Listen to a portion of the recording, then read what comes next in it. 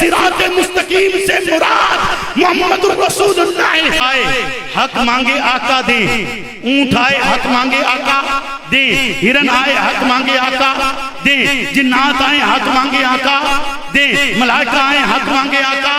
بولیے نا آقا دیں۔ اور پھر کائنات کی وہ ہستی جو آپ کو محبوب ہے اور رسالت میں آپ کہتے ہیں کہ مجھے عورتوں میں سب سے زیادہ محبت عائشہ سے ہے اور مردوں میں عائشہ کے باپ سے ہے، وہ اس دنیا سے رخصت ہوتے ہیں، اس کے رخصت ہو جانے کے بعد جب اس کا جنازہ اٹھتا ہے اور جنازہ اٹھنے سے قبل وہ وصیت کرتے ہیں کہ میرا جنازہ لے کر جانا، گنبد خضرا کے سامنے رکھنا اور پھر رکھ کر آواز لگانا، آواز لگا کر کہنا کہ اگر اجازت مل جائے تو مجھے وہاں پر دفن کرنا، اگر اجازت نہ ملے تو مجھے واپس لے جا کر مسلمانوں کے عام قبرستان میں دفن کر دینا۔ گنبد خضرا کا سایہ ذرا توجہ کرنا، مواجہ شریف ہے، آپ کا دروازہ مبارک ہے اور اس دروازے کے سامنے اس حبیب کا جنازہ ہے جو آپ کے ساتھ مکہ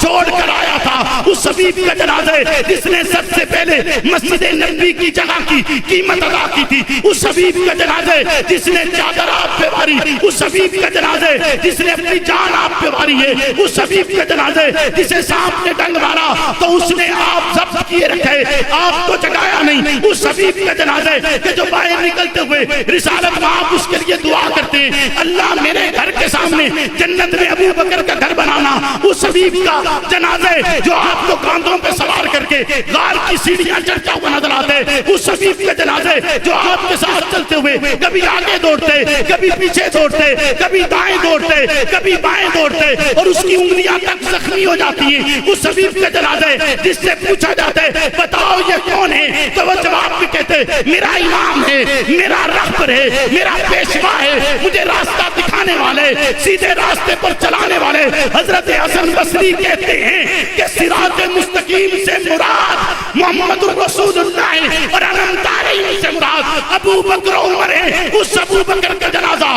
گنبد خضرا کے سامنے جو خلاق عالم کی بارگاہ میں دعا کر کے پکار کے کہتے اللہ میرے پاس مال بچا ہوا ہے، میں چاہتا ہوں محمد اسے خرچ کر لیں، مجھ سے پوچھے نا، کیونکہ دینے والا ہاتھ اوپر ہوتے، لینے والا ہاتھ نیچے ہوتے۔ آقا کے لیے دعا کرتے ہیں اور دعا قبول ہوتی ہے اور محمد اس کے بعد جب بھی ابو بکر کا مال خرچ کرتے ہیں ابو بکر سے اجازت طلب نہیں کی جاتی، وہ جو سارا گھر محمد کی بارگاہ میں لٹا چھوڑے اور دیواروں پہ ہاتھ پھیر کے دیکھے سوئی باقی تو نہیں بچی، اس حبیب کا جنازہ ہے تو پھر صدا کیا آتی ہے جس کو کرم کے لیے بھیجا گیا تھا، جس کو مہربانی کے لیے بھیجا گیا، جس کو شفقت کے لیے بھیجا گیا، جس کو مہربانی تقسیم کرنے کے لیے بھیجا گیا، وہ صدا لگاتے ہوئے کہتے ہیں حبیب کو حبیب سے ملا دیا جائے کیونکہ تجھ کو بھیجا گیا ہے کرم۔ نعرہ تکبیر۔